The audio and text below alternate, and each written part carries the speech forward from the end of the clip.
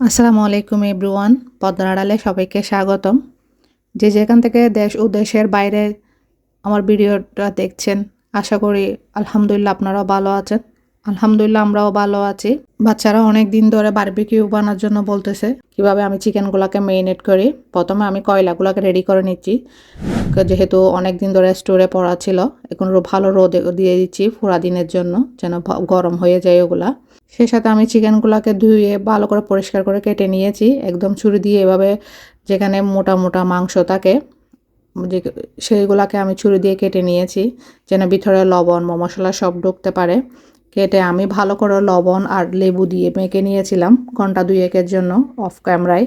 যখন কাজ করতে থাকি তখন ভিডিও করার কথা মনে থাকে না, তাই আপনাদের সাথে শেয়ার করতে পারিনি।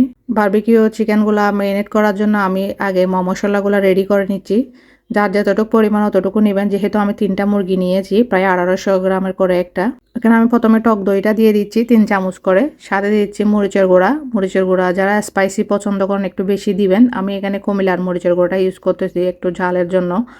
সে সাথে দিয়ে দিচ্ছি হলুদ পাউডার, দিয়ে দিচ্ছি ধনিয়ার গুঁড়া, জিরা পাউডার।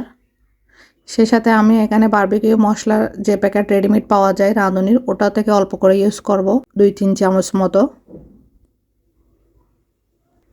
সে সাথে দিয়ে দিচ্ছি আদা রসুন বাটা, পেঁয়াজ বাটা, চাইলে আপনারা কাঁচামরিচ ব্লেন্ড করে দিতে পারেন। দিয়ে দিচ্ছি 4 চামচ মতো সয়াবিন তেল, সাথে দিয়ে দিচ্ছি সয়া সস। এখন সবগুলা মিক্স করে ফেলবো একদম মশলা সবগুলা হাত দিয়ে ভালো করে মিক্স করে নিয়েছি। এখন একে একে চিকেনগুলা ম্যারিনেট করে নেব। এভাবে হাত দিয়ে ফাঁকা ফাঁকা জায়গায় সবগুলাতে যেন মশলা ভালো করে ঢুকে, খেতেও ভালো লাগে। একে একে আমি চিকেন সবগুলো ম্যারিনেট করে নিয়েছি। এখন ফ্রিজে আমি 4 ঘন্টার জন্য রেস্টে রেখে দেব। সে ফাঁকে মেহমানও এসে গেছিল বারবিকিউ করার জন্য। কয়লাতে আগুন দিচ্ছে চুলার মধ্যে। অলমোস্ট প্রায় আগুন রেডি হয়ে গেছে, কয়লা প্রায় রেডি হয়ে গেছে। এখন চিকেনগুলো একে একে বসিয়ে দিচ্ছে চুলার উপরে। দেখতে অনেক সুন্দর লাগতেছে মাশাআল্লাহ।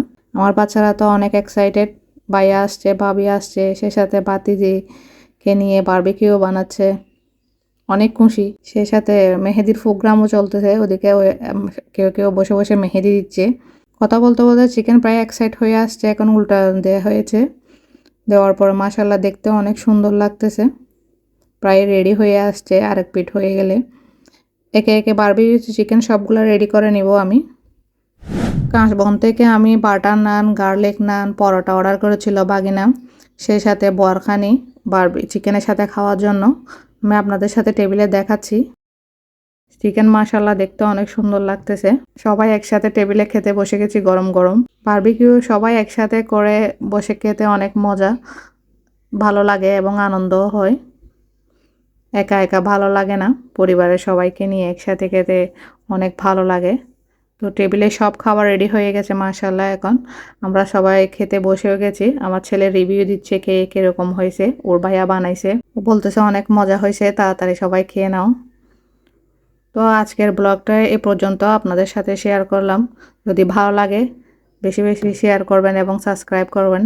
এখনও পর্যন্ত যারা সাবস্ক্রাইব করবেন নেই, প্লিজ সাবস্ক্রাইব করবেন। যারা সাবস্ক্রাইব করেছেন তাদেরকে অসংখ্য ধন্যবাদ। ভালো থাকবেন, সুস্থ থাকবেন। আসসালামু আলাইকুম।